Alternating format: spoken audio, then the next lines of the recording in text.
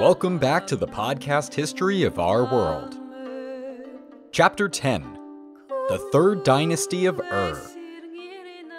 Sargon and his heirs are dead, his empire crushed under the heels of the Gutian invasion. The strong central authority of Akkadian management and organization has been replaced by a nomadic people unused to this sedentary lifestyle and therefore unprepared to rule, but rule anyway.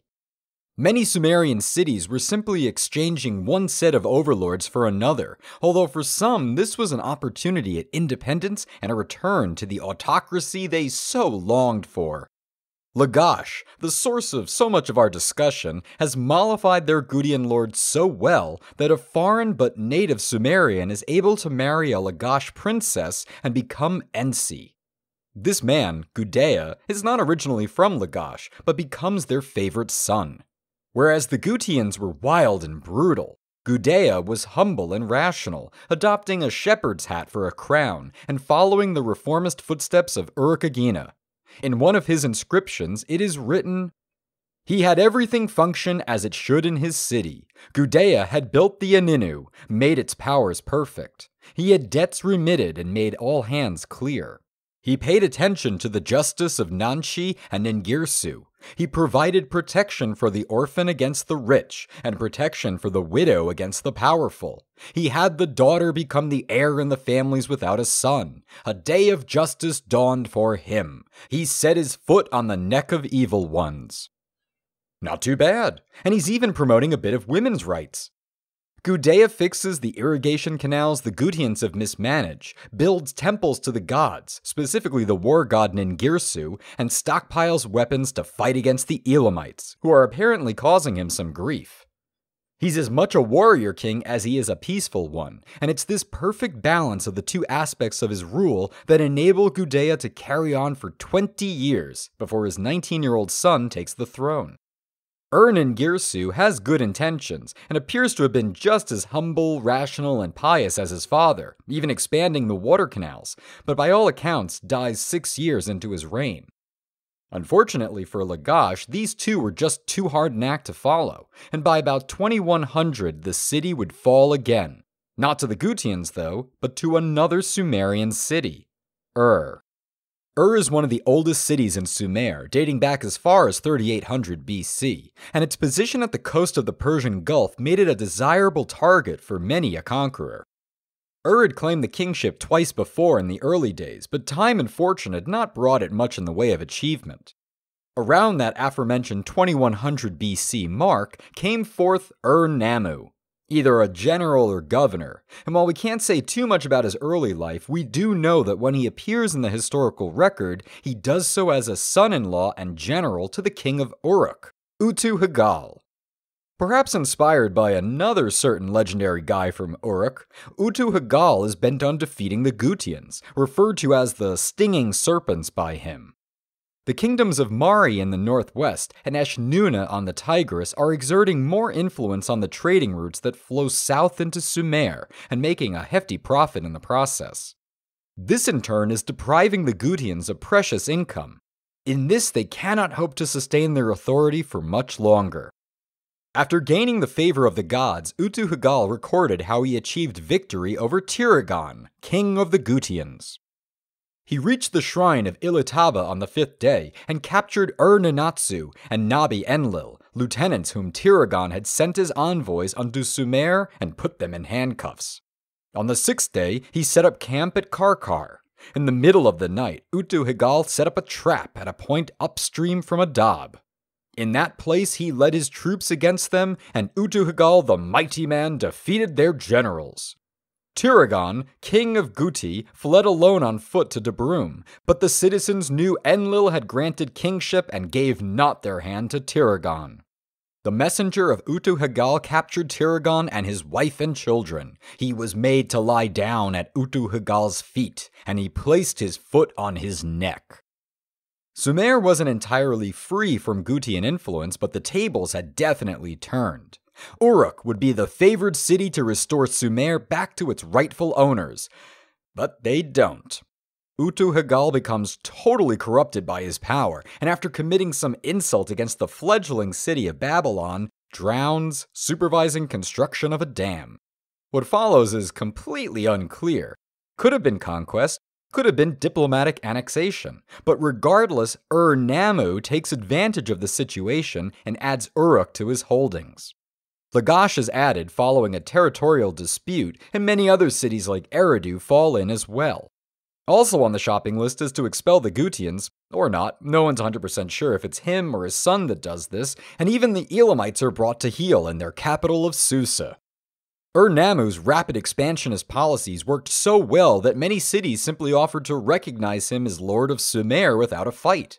And if that didn't happen, he would simply arrange political marriages to ensure positive relations, like when he took a second wife, the daughter of the king of Mari. Ur-Nammu kicked off what would be called the Sumerian Renaissance, a period of time that saw the resurgence of art, language, religion, wealth, and building projects.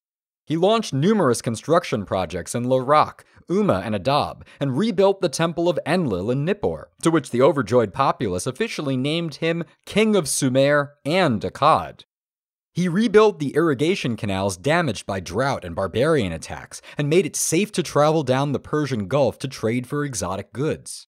He also began construction of the great ziggurat of Ur, which can still be seen today, and proudly proclaimed his accomplishments in poem. In me, Ur-Nammu, the lands of Sumer and Akkad have their protecting genius. I am a source of joy for the land, my life indeed creates. The fields are bountiful under my rule. In the desert the roads are made up as for a festival, and are passable because of me. I have freed the sons of the poor from their duty of going to fetch firewood. I have brought abundance to Enlil's temple. Beer and honey have been poured out before Enlil. To me, the shepherd Ur-Nammu, let life be given as a reward. I am the creature of Nana. I am the older brother of Gilgamesh. I am the son born by Ninsun, a princely seed. For me, kingship came down from heaven. Sweet is the praise of me, the shepherd Ur-Nammu. Oh, they're all so modest, huh? But it doesn't last long, and Ur-Nammu dies in 2095 fighting the Gutians to the shock and grief of his people. A death hymn written for him talks of the sadness that fell over the land, and how even the gods mourned his passing. But though he was gone, his son Shulgi would prove to be an able, if not better, ruler than his father was. His impressive 48-year reign is seen as the high point of this Sumerian Golden Age. Every bit a Renaissance man himself, Shulgi was an accomplished musician, author, conservationist, mathematician, and poet. He introduced meritocracy to his government, forcing all would-be administrators to take a test of their Sumerian literacy, grammar, and oratorical skills. He revamped the roads of Sumer that had been neglected and set up inns and wayhouses along the way. Weights and measurements were standardized under his reign, and he established accounting offices along with a calendar system. He even has claims to be the world's first long-distance runner, as he boasted he ran from Nippur to Ur and back, mostly during a storm. This is a distance of 200 miles, by the way, so it might be a tad exaggerated. But then again, people were definitely in better shape back then, so who knows? While these are certainly impressive on their own, what Shulgi is most famous for are the code of laws he established. Now, if you go online and look this up, you'll see a whole bunch of research under the name The Code of Ur-Nammu, his dad. The code was translated back in the early 1950s, and was initially believed that it was Ur-Nammu who came up with the laws, because the prologue credits him. Now historians think that it was Shulgi who really did the authoring, but regardless whether father or son did it, they are groundbreaking to say the least. As compared to another lawgiver who we'll be talking about in the next episode, these laws are downright humane. Shulgi explained that the overall message here is to ultimately protect the weak from the strong. He writes, I did not deliver the orphan to the rich man, the widow to the mighty man, the man with 1 shekel to the man with 1 mina, the man with 1 lamb to the man with 1 ox. Oh, just so you know, a shekel is not a coin at this point. Currency won't be invented for another 1,000+ years. A shekel is about 11 grams of silver. A mina is worth about 60 shekels, which comes to 660 grams of silver, or roughly 1.5 pounds. Keep that in mind when you hear some of these laws, like, if a man divorces his first wife, she gets 1 mina of silver. If a man is accused of witchcraft and is found innocent by ordeal, the accuser must pay 3 shekels. If a man knocks out the tooth of another man, he shall pay 2 shekels. If a man severs the nose of another man, he must pay 2/3 of a mina. If a man severs another man's foot, he is to pay 10 shekels. And so on with the various body parts. What's remarkable about these laws is that Shulgi established a fee-based system for offenses. Whereas other ancient laws can be downright brutal, Shulgi's is far more rational and just, seeking to avoid meting out capital punishment in most situations except in cases of murder, robbery, and some forms of rape. And on that last note, remember, this is still the ancient world. As progressive as they can seem, there's always the occasional reminder that, no, they're not. When I say some forms of rape, I mean if a man rapes a free woman, especially a virgin, he is put to death. If he rapes a slave woman, then he pays a fine of 5 shekels, which if converted to US currency, factoring in the price of silver when this episode was recorded, comes to about $29.50. That's all it costs to deprive someone of their basic human dignity. And aside from rape, what about if a couple commits adultery? The Code of Ur-Nammu doesn't say anything about it if it's the man's fault. Actually, following the laws, it's never the man's fault.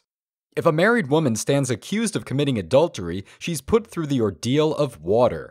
Basically, being found innocent means you didn't drown in the river you're tossed into, thus proving the gods were looking out for you.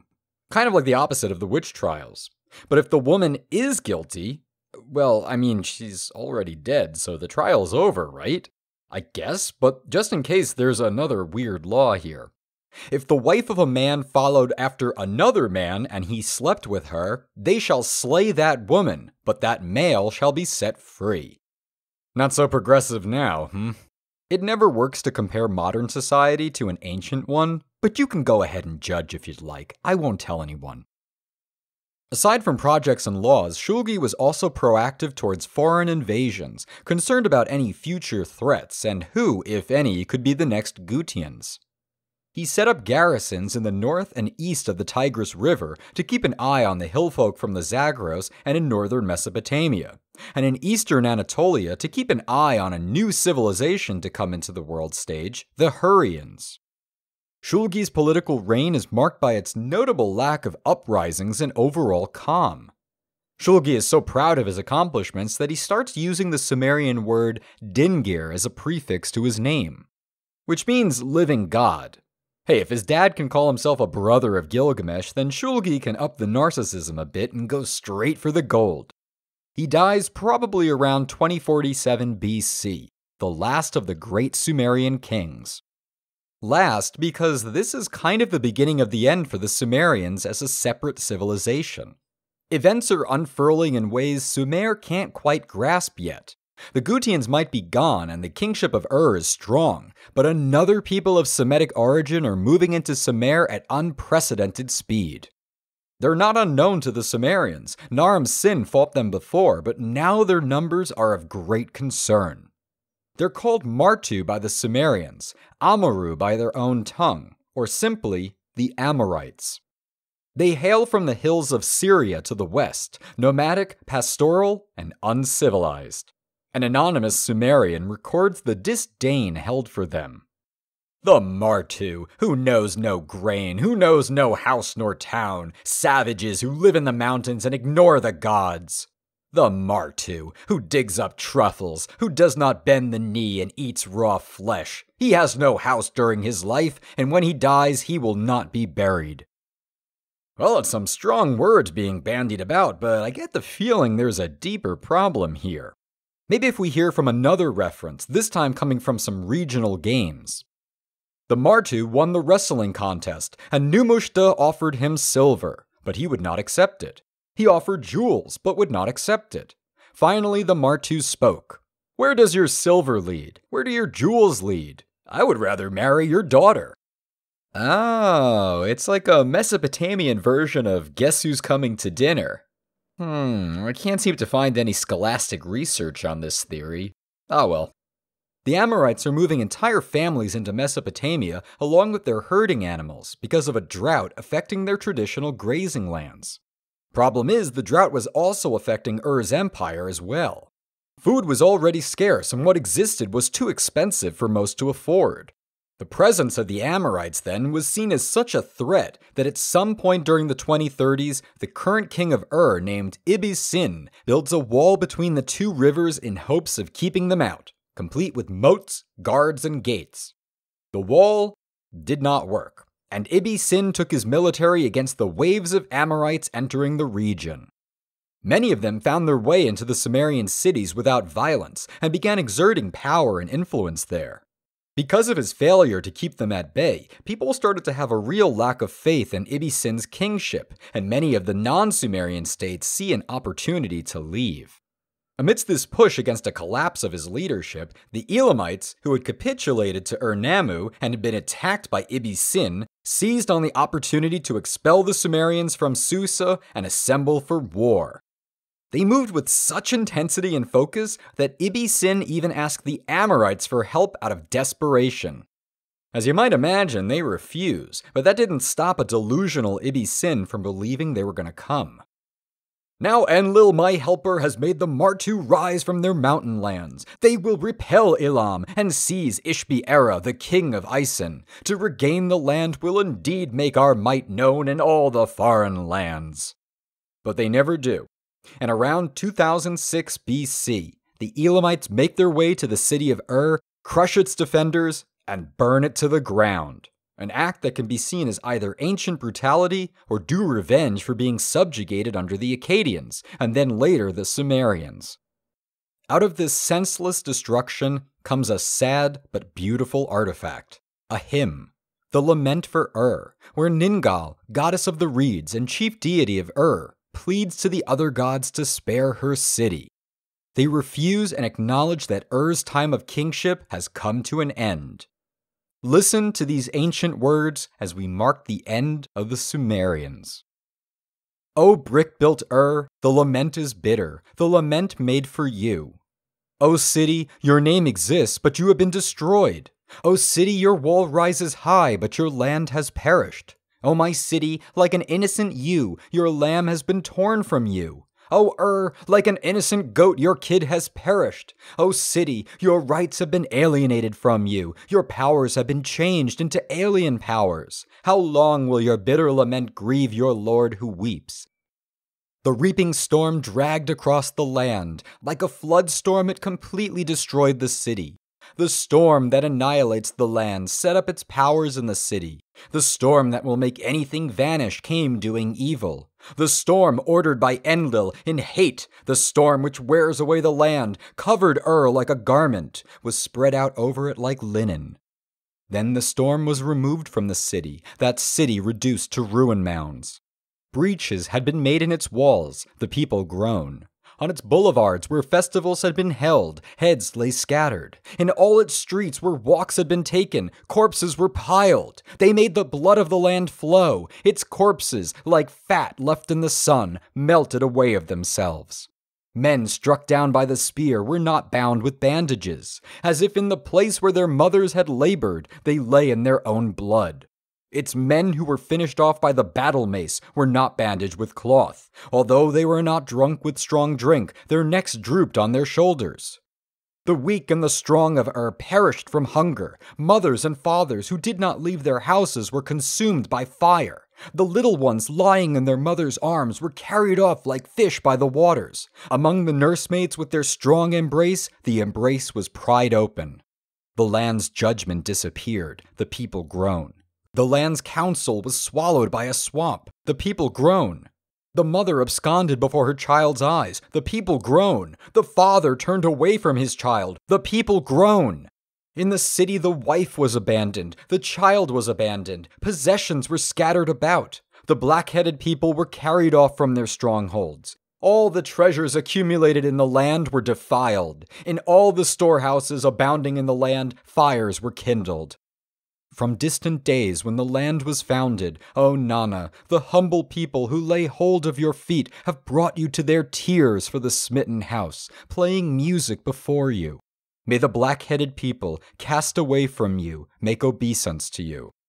In your city reduced to ruin mounds, may a lament be made to you, until distant days, other days, future days.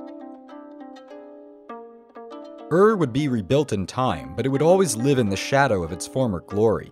The destruction of the city also marked the end of Sumerian rule in Mesopotamia. Never again would the unsung Giga, the black-headed people, be the rulers of their own destiny. And next time, we'll explore the aftermath of the collapse of Ur.